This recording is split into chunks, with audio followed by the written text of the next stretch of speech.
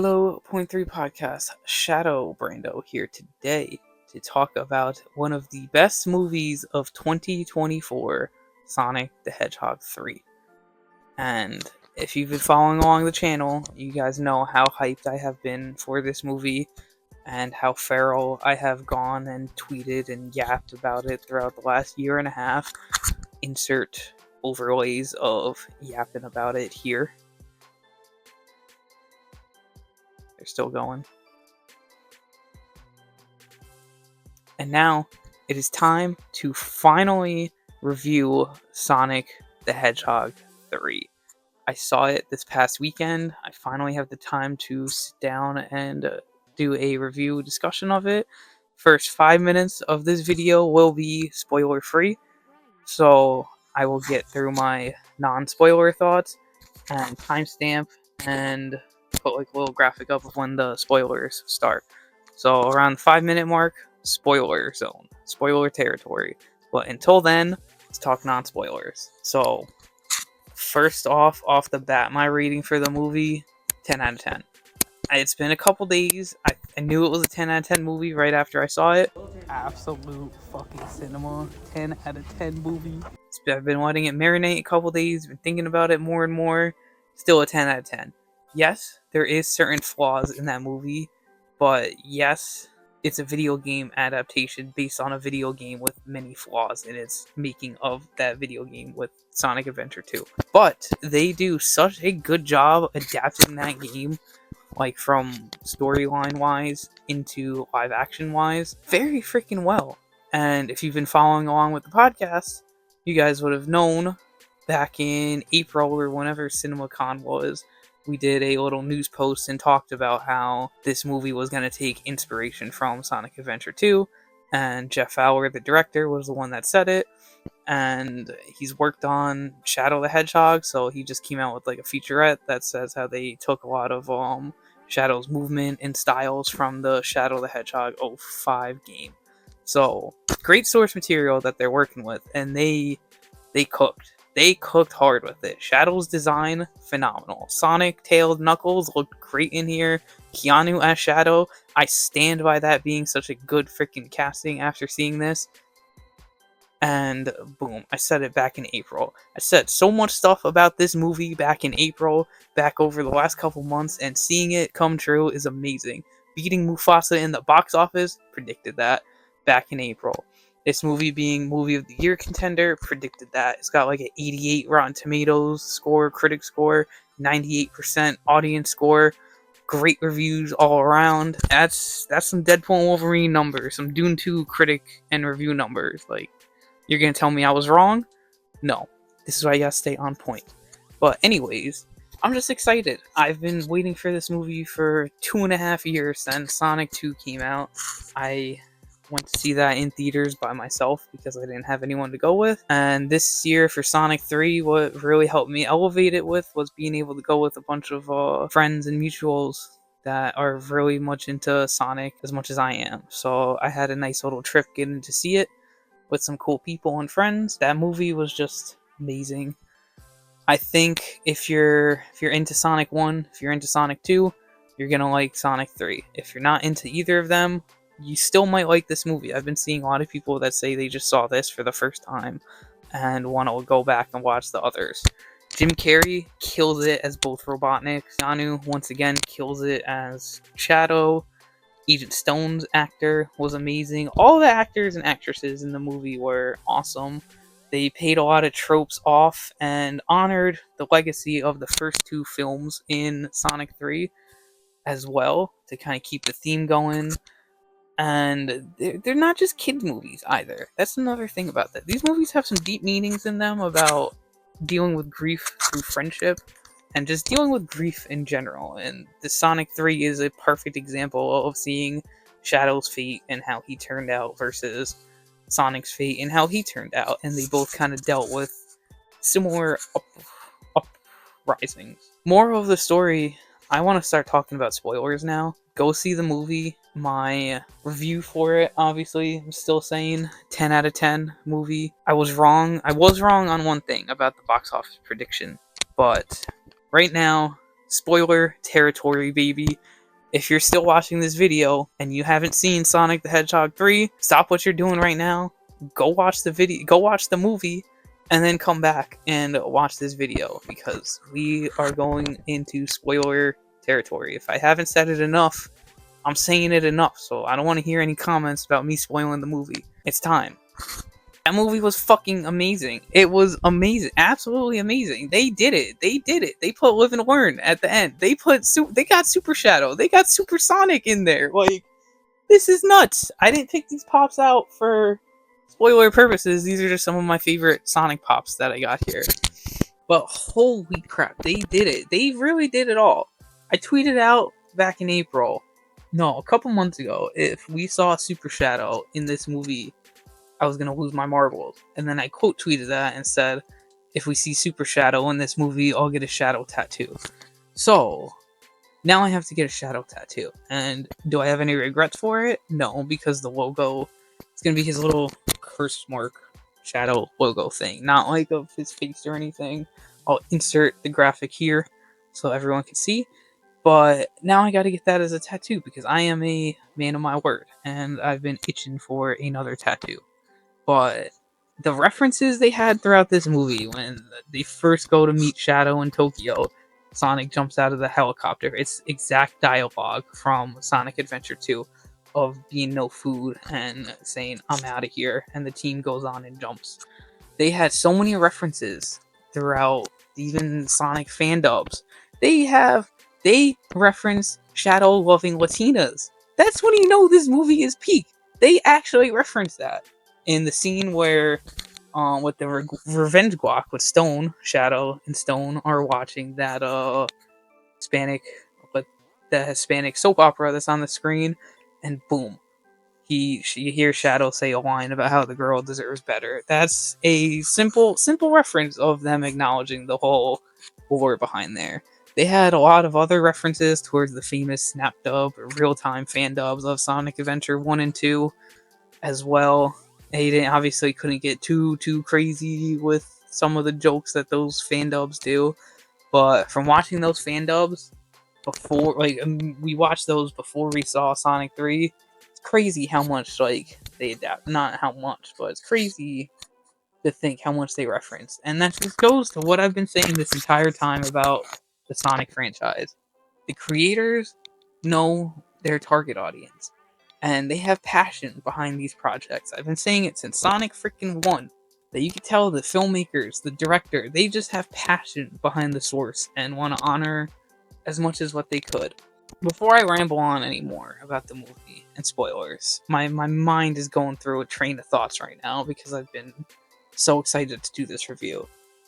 We gotta talk about the post-credit scene.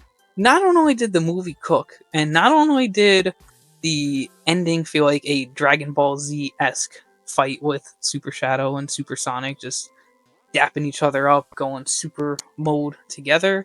Not only did we have that peak, not only did we have the whole Live and Learn come on at the end, and not only did Maria get blown up, she didn't get shot in this, she got blown up. PG movie, what can we say? But we gotta talk about the post-credit scene now. So if you missed both post-credit scenes, one, what are you doing? We're in the 2020s. All movies have post-credit scenes nowadays. If you don't know, just Google it before the movie to see if you could stay or not. Post-credit scene 1 of this movie, I lost my freaking marbles. I was not expecting it. It showed Metal Sonic on the screen. Sonic being surrounded by a bunch of Metal Sonics. And granted, these Metal Sonics look absolutely insane. If you thought Shadow looked good in the Sonic 2 post-credit scene, you need to see these fucking Metal Sonics and how they looked. They were just straight out of the video game. And Sonic gets surrounded by all of them, just to get saved by none other than the pink hedgehog herself, Amy, in a badass cloak and hood thing. They probably didn't want to commit to what her character design would be, so they covered her up. But you get to see it's Amy, and she looked good. And she came in there with her hammer and batted all those Sonics all those Metal Sonics like it was nothing. So the fact that we get Sonic 4 introducing Metal Sonic and Amy, the same movie, just like back in the video games with Sonic CD, introducing both of them during that same game, I'm so excited. If you guys saw earlier, there was that report of there might have been a graphic overlay of how the SONICVERSE walked. So no, how the MCU walked so the SONICVERSE could run. This SONICVERSE is about to go crazy. If they have the fourth movie about Metal Sonic and Amy, they still have a movie about Silver that they could do. They could still do a Shadow spin-off series, a Shadow movie, go into his backstory. And oh my god, it was just such a good movie for a Sonic franchise. And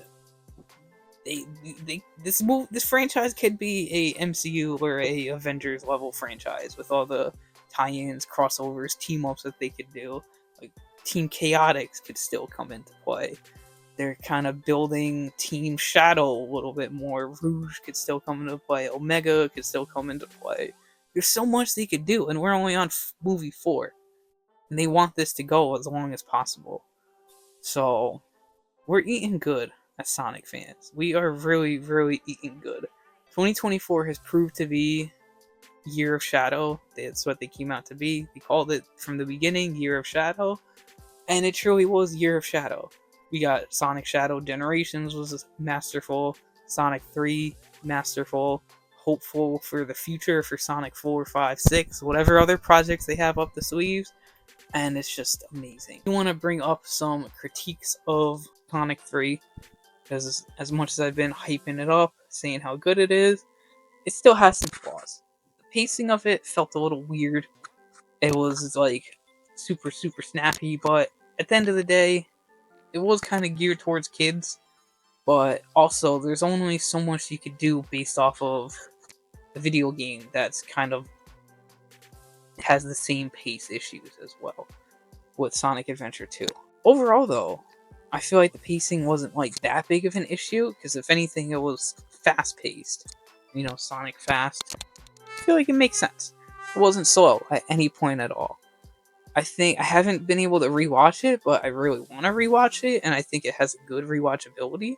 The jokes were pretty good in there. Comedy was great. Jim Carrey as both Robotniks was amazing. He was a highlight of that show, highlight of that movie. I liked the characterization of Tails and Knuckles in the movie.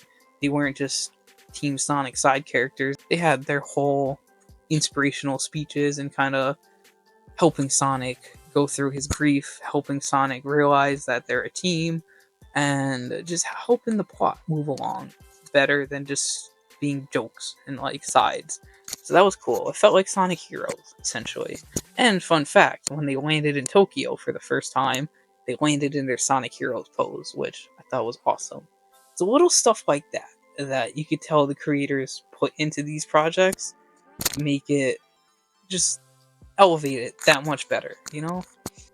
Critique wise, there's a joke in there that some people might not like. It's about a woman being in the military from Robotnik. Kind of Gerald Robotnik was been in jail for 50 years, so he has no idea what's going on in the world.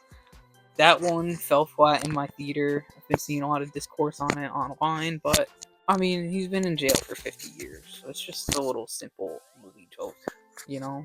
I did have a issue with kind of how plot convenient things were. Like, as cool as Shadows on the motorcycle was, the whole scene where he got the motorcycle, it just kind of like appeared out of thin air, if you will. Like, just hammer spaced it. I don't know. It was just like one shot, it wasn't there. The next shot, he just gets on the motorcycle, starts driving away. And it's also questioning, if he could run that fast, why does he need a motorcycle in the first place? But he's Shadow the Hedgehog, and he has a gun and a motorcycle. Check 2 boxes off the list for that movie for me. And Super Shadow, 3 boxes. That's all I could ask for. That's all I wanted. And I got all 3. It was a phenomenal movie. I feel like I have some more to say, but I don't want to ramble on too much. So I'm going to end it here. And once again, the movie was a 10 out of 10. If you've seen the movie, well, I hope you've seen the movie, because you shouldn't be this far into the review if you haven't seen the movie. Comment your thoughts on it below, and also comment your theories for Sonic 4 and what you want next out of the Sonic the Hedgehog franchise. And yeah, let me know your thoughts and comments below. So it was great to see the movie. I still won't be shutting up about the Sonic franchise on point 3, so you guys will hear this for a while. And I can't wait for this movie to come out on digital so that I can do a Sonic 3 movie night for everybody in our Discord. So if you're not in our Discord, go in below so that you can even talk to me about potential spoilers in there if we do spoiler tags on the movie. So Discord is always a great place. We're always yapping, we're always chatting, and always trying to do fun stuff with movie nights, game nights. So without further ado, it's been gotta go fast. So peace out, point 3 fam, and go see Sonic the Hedgehog 3 in theaters before it's out of theaters. Run to the theater if you have to. Peace out. Oh, from the movie, I also got a popcorn bucket, which was pretty cool. I wanted a different one that was like a shadow specific bucket, but the theater didn't have it. I also got this Knuckles drink top thing, and I know, unfortunate drink top, I had thrown the cup out on accident because I put it inside like the regular cup they gave, and I just accidentally tossed it after the movie. But just wanted to add in those quick little souvenirs I got from the theater.